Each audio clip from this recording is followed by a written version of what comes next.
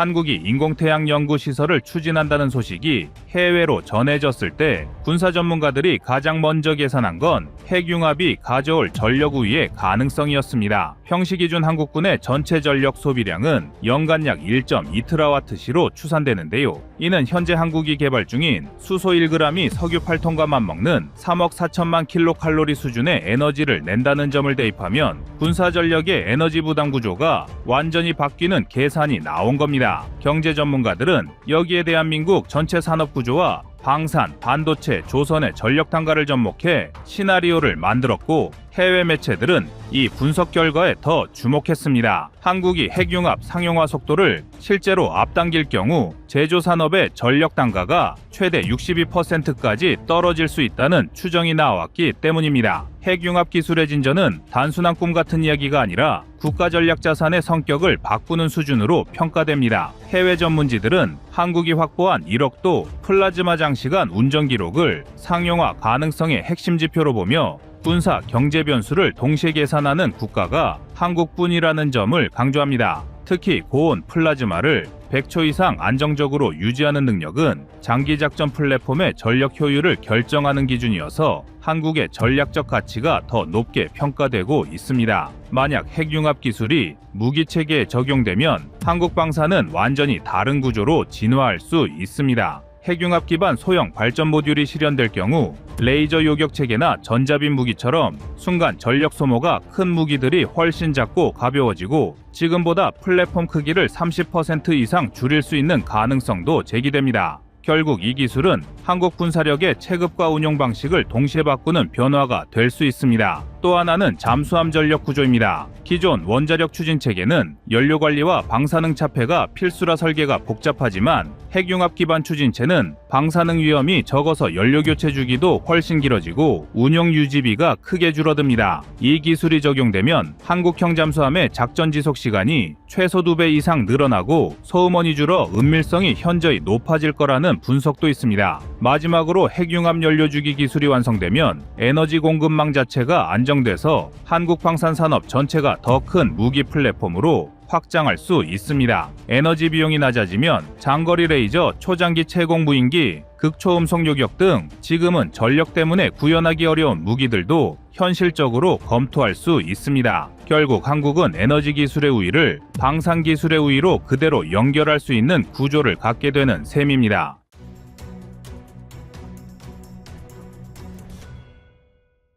경제 전문가들이 주목한 또 다른 수치는 전남나주 인공태양 연구시설의 예상 연간 연구 용량입니다. 총 사업비 1조 2천억 원 규모로 조성되는 이 시설은 초전도 자석 시험, 가열, 전류구동 실험, 중성자 조사, 연료주기 시험까지 통합 수행합니다. 해외 매체들은 이 구조를 매우 이례적으로 평가했는데 한국이 단일 국가로는 드물게 핵융합 상용화 전주기 실험 체계를 한 도시 안에 집중 구축하는 방식이었기 때문입니다. EU의 데모 프로젝트가 27개국 분산 체계로 움직이면서 협의만 3년 이상 걸린다는 점을 감안하면 한국의 일정은 평균 대비 2.4배 빠르게 진행되고 있다는 분석이 나왔습니다. 군사 전문가들이 특히 반응한 부분은 전력 자립 구조였습니다. 한국형 군사 플랫폼들은 전력 기반 무기 비중이 점점 높아지고 있습니다. 레이저 대공 무기는 20에서 30kW 운용 기준으로 시간당 전력 소모량은 36kW 내외이고 레일건은 32메가줄급 발사 실험에서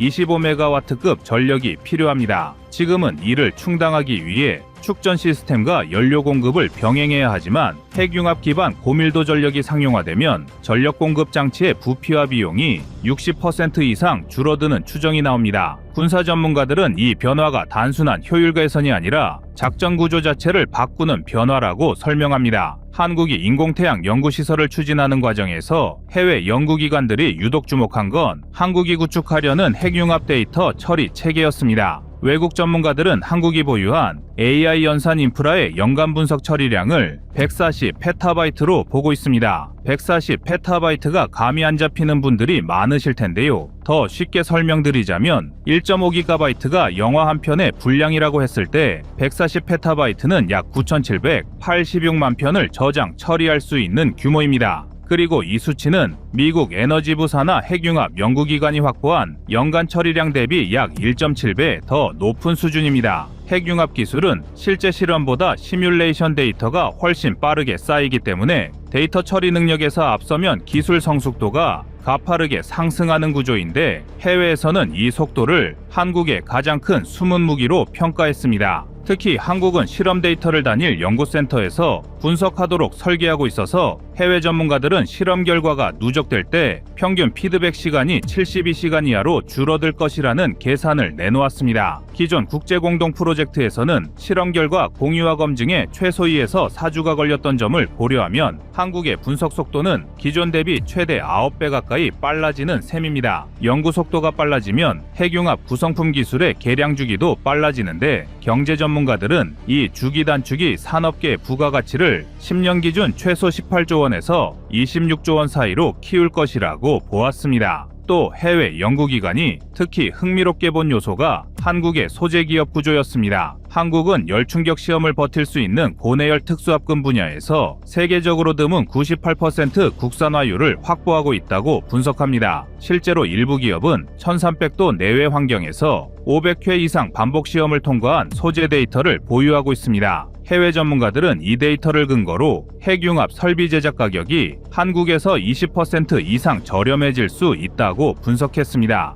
이 가격 경쟁력은 경쟁국 가운데 중국조차 쉽게 확보하지 못한 부분입니다. 중국은 내열 소재의 성능은 확보했지만 정밀 가공에서 0.05mm 오차 제한을 넘지 못해 상업용 설비 제작 난도가 높다는 평가가 나옵니다. 이 소재 경쟁력은 전력 인프라 시장뿐 아니라 방산 시장에도 직접 반영될 가능성이 큽니다. 레이저 무기나 극저온 기반 센서류는 내열, 초전도 소재의 품질이 성능의 절반 이상을 결정하는데, 한국 기업들은 이미 초전도 케이블 연장률과 전류밀도 시험에서 세계 3위권에 속하는 성능을 기록했습니다. 군사 전문가들은 이 데이터를 근거로 한국 군용 신형 에너지 플랫폼의 조립과 정비 비용이 향후 12에서 18%까지 줄어들 가능성이 있다고 계산했고, 이 절감분이 방산 수출 경쟁력으로 이어질 때 한국 기업의 글로벌 점유율이 최대 2.3배까지 오를 수 있다고 전망했습니다.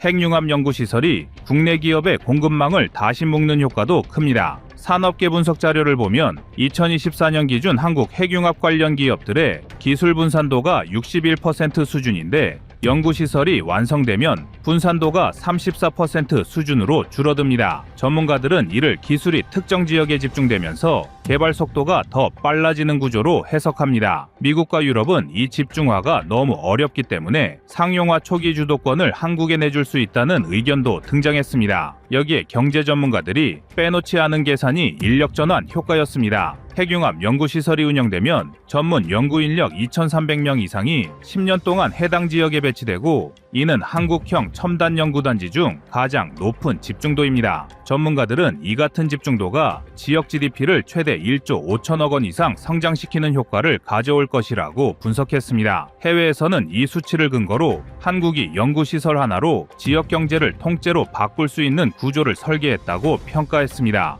이처럼 인공태양 연구시설은 단순한 기술 개발이 아니라 국가전략 기절을 통째로 바꾸는 아키텍처로 평가받고 있습니다. 핵심은 한국이 세계에서 보기 드물 정도로 연구를 통해 산업이 활성화되고, 또 이 기술이 군사용으로 전용될 수 있습니다. 이런 시스템은 세계에서도 찾기 힘들 정도로 한 개의 축으로 묶어 움직이고 있다는 점이었고, 이 구조를 이미 따라잡기 어려울 정도로 견고하게 설계했다는 점에서 해외 전문가들은 한국이 상용화 경쟁에서 유리한 지점을 잡았다고 분석했습니다.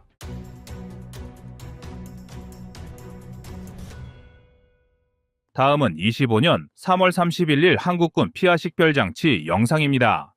링크16는 미군을 비롯한 나토군이 각종 데이터 정보를 교환할 수 있는 데이터 무전기입니다.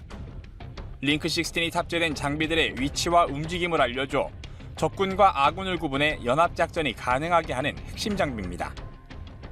적군이 이 정보를 확인할 수 없게 암호화되어 있어 암호 장비로 분류됩니다. 한국군의 피하 식별 장치는 전투 중 아군과 적군을 빠르고 정확하게 구분하여 오인 사격을 방지하는 핵심 군사장비입니다. 자세히 설명하자면 적군과 아군이 뒤섞이는 혼란스러운 전장에서 아군을 적으로 잘못 판단해 공격하는 아군 오폭 사고를 방지하기 위해 만들어졌습니다. 특히 최근 한국군이 도입한 모드5는 가장 최신형 피하 식별 시스템으로 기존 모드 대비 압도적인 보안성과 정확성을 갖췄으며 한국이 미국의 기술 지원 없이 자체적으로 개발에 성공해 큰 주목을 받았습니다. 사실 모드5 피하 식별 시스템 개발 당시 한국군 내부 보안연구팀이 극비리에 진행한 테스트에서 예상치 못한 암호화 결함이 발견된 사건이 있었습니다. 미군의 기술 지원 없이 독자 개발하던 중 암호화 키를 주고받는 과정에서 일시적으로 의도치 않은 취약점이 노출되었던 것입니다. 당시 미국 측에 도움을 요청하려 해도 기술 이전 자체를 거절당한 상황이어서 외부 조언조차 구할 수 없었습니다. 그러나 한국군과 방산기업 연구진이 힘을 모아 최적의 보안 알고리즘을 재설계하고 일부 양자암호 기법을 긴급 투입하여 문제를 단 72시간 만에 해결해냈습니다. 이 사실은 당시 극히 제한된 인원만 공유했던 일종의 내부 비상사태였고 이후 이를 계기로 한국의 방산보안 기술 수준이 급격히 향상되었습니다. 그래서 준비했습니다. 오늘은 대한민국 군사기술의 핵심이라고 불리는 최신 피하 식별 시스템에 대해 알려드리겠습니다.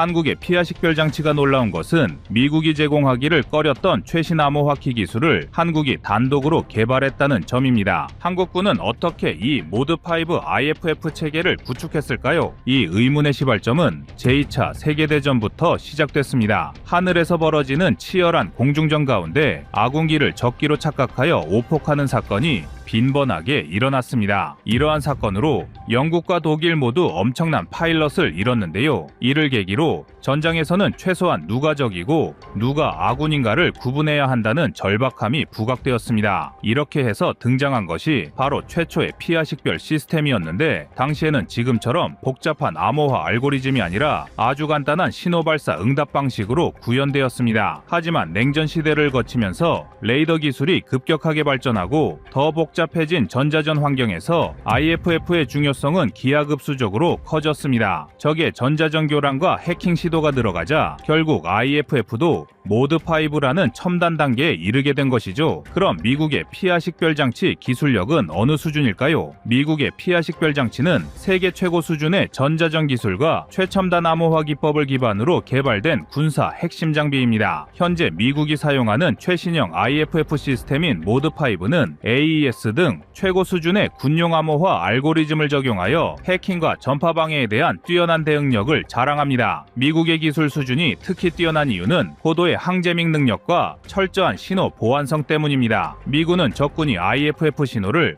가로채거나 조작하는 것을 방지하기 위해 다층적 암호화 방식을 사용하며 데이터 송수신 시 실시간 암호키 교환 방식을 채택하여 신호 보안성을 극대화합니다. 또한 미국은 링크 16과 같은 전술 데이터 링크와 IFF 시스템을 긴밀히 연계해 함정, 항공기, 육상 전력 간 실시간 표적 정보를 공유하고 있습니다. 특히 F-35 스텔스 전투기, F-22 랩터와 같은 최신 항공 전력뿐 아니라 주멀트급, 알레이버크급, 이지스 구축함 등 최신 함정들에도 모두 모드5 IFF가 탑재돼 있습니다. 최근에는 무인 전력 확대에 따라 인공지능과 자율 무인 체계를 결합한 차세대 IFF 기술을 연구하고 있으며 딥러닝 기반의 표적 인식과 고속 암호화 처리를 접목해 미래 전자전에 대비하고 있습니다. 이러한 기술력은 미국이 전자전 분야에서 타국 대비 압도적인 우위를 유지하는 핵심 요소입니다. 이런 이유 때문에 실제로 미군은 자신들의 최신 암호화키 기술과 항제밍 알고리즘 일부를 공유하지 않으려 했습니다. 사실 이런 기술들은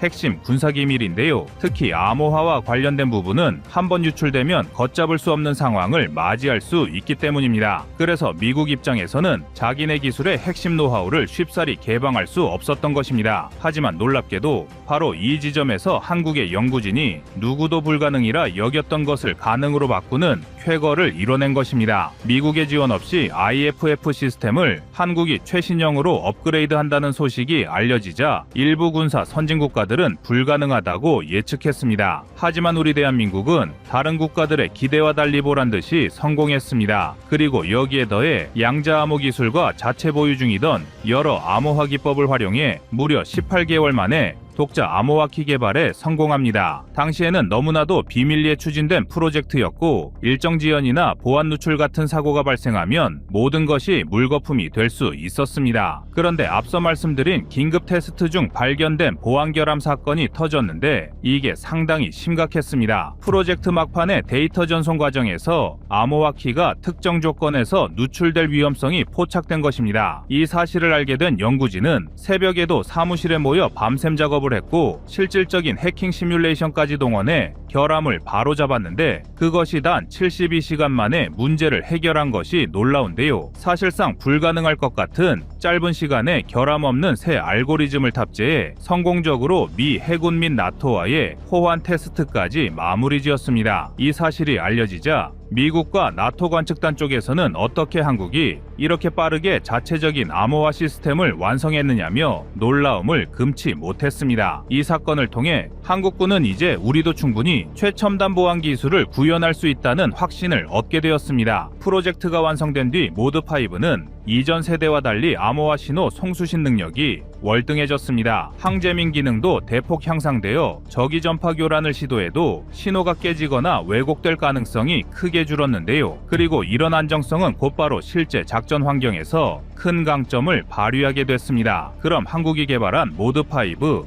IFF 피하 식별 장치가 어떤 것인지 더 자세히 알아보겠습니다. 한국 해군의 최신의 함정인 정조대왕함과 충남함에는 이미 모드5 IFF 장비가 완벽하게 탑재되어 있습니다. 이 함정들에는 강력한 레이더 시스템이 장비되어 있습니다. 다만 레이더로는 표적의 거리, 방향, 속도 정도만 파악할 뿐 그 표적이 아군인지 적군인지까지 정확하게 식별하기에는 한계가 있습니다. 그렇게 피하 식별 장비가 필수적입니다. IFF는 항공기나 함정이 보유한 고유 식별 코드를 인식하고 이를 지휘 통제실에 전달해 줍니다. 이를 통해 지휘 체계는 아군을 구별하는 판단을 내리고 다른 표적에는 적이라는 명령을 내리는 것입니다. 그래서 전장에서는 아군 보호와 적군 제압이라는 상반된 임무를 동시에 수행하기 위해서는 이 IFF가 반드시 정확해야만 합니다. 정조대왕함과 충남함은 이 모드5를 통해 축적된 정보를 실시간으로 통합 전투체계와 연동합니다. 다시 말해 레이더가 탐지한 표적 정보와 IFF가 제공하는 식별 코드를 결합해 각 표적에 대한 신뢰도 높은 분류를 매 순간 업데이트하는 겁니다. 해전에서는 오인 사격이 특히 치명적이므로 이렇게 단 한 번의 식별 오류도 용납할 수 없다는 절박함이 작동하는 것입니다. 여기에 더해 한국 해군은 모드5 IFF를 탑재하면서 동시에 데이터 링크 시스템도 대규모 업그레이드를 추진했습니다. 해군의 각 함정이 서로의 정보를 실시간으로 주고받을 수 있게 되어 정조대왕함 레이더가 잡은 표적을 충남함도 즉시 확인하고 그 표적에 대한 IFF 식별 결과를 공유하는 식이 가능해진 겁니다. 이는 곧 해상작전의 시너지 효과를 폭발적으로 높였고 한국 해군이 한층 네트워크 중심 전장에 가까워지는 결과로 이어졌습니다. 그리고 앞으로 펼쳐질 미래 전장 환경에서는 이 피하 식별 장치가 더욱 중요해집니다. 드론, 무인 항공기, 무인 함정 등 무인 체계가 대거 투입되면 인간이 직접 모든 것을 판단하기 어려운 순간이 옵니다. 특히 미사일 속도로 움직이는 공중 표적이나 수중에서 잠수함을 감지해야 하는 경우 신속한 식별과 대응이 생존을 좌우하게 됩니다. 이런 상황에서 무인 체계들은 AI와 연결된 IFF를 통해 스스로 아군과 적군을 식별할 것입니다. 예컨대 특정 무인 드론이 내가 식별한 표적은 아군 코드가 들어오지 않는 비인가 체계라고 판단하면 자체 알고리즘으로 공격하거나 추적 명령을 결정합니다. 사람이 관여하기 전에 이미 식별부터 교전 판단까지 모두 끝내는 셈입니다. 물론 이것이 전적으로 AI에게 모든 권한을 넘긴다는 의미는 아닙니다. 어디까지나 IFF 시스템이 제공하는 정확한 신호와 코드가 있어야 AI도 아군인지 적인지를 확실히 구분할 수 있는 것이니까요. 그런데 만약 암호화가 허술하거나 적이 IFF 신호를 해킹한다면 생각만 해도 아찔한 결과가 펼쳐질 수 있습니다. 바로 이 점이 한국군이 더욱 양자암호와 자체 개발 암호화키 기술을 발전시키는 이유입니다. 양자암호는 원천적으로 도청이나 해킹이 불가능에 가까운 보안성을 지니고 있기 때문에 미래 전장에서는 사실상 표준이 될 가능성이 높습니다. 또한 한국군이 관련 기술 선점에 박차를 가하는 것은 단순히 한국이 독자적 기술로도 미국의 도움 없이 할 수 있다는 기술적 우위를 보여주기 위한 의지를 표명한 것뿐만 아니라 실제 작전 수행 능력에서도 전쟁의 승패를 좌우하는 핵심 분야라는 인식 때문입니다. 과거 2차 세계대전 시절에 단순한 신호 송수신 방식에서 시작된 피아식별 시스템이 냉전기를 거치며 점점 강력해졌고 이제 모드 5라는 강력한 암호화 보안 체계로 진화했습니다. 그 최전선에는 한국군의 독자 개발과 숨겨진 기밀 테스트들이 존재했습니다. 게다가 미래에는 IFF가 AI 및 무인 체계와 긴밀히 결합해 우리 군의 전투력을 한층 더 높여줄 것입니다. 특히 오폭이라는 비극적 참사를 최대한 방지하고 아군을 보호해주는 그야말로 수호자 역할을 하는 무기 체계가 바로 이 피아식별 장비입니다. 단순히 적이냐 아군이냐를 넘어 정확한 정보를 실시간으로 전장 전역에 뿌려주면서 작전을 유기적으로 연결해주는 핵심 장치입니다. 앞으로도 한국군은 끊임없는 발전을 거듭하며 세계 최고의 군사기술 경쟁력을 보여줄 것으로 전망됩니다.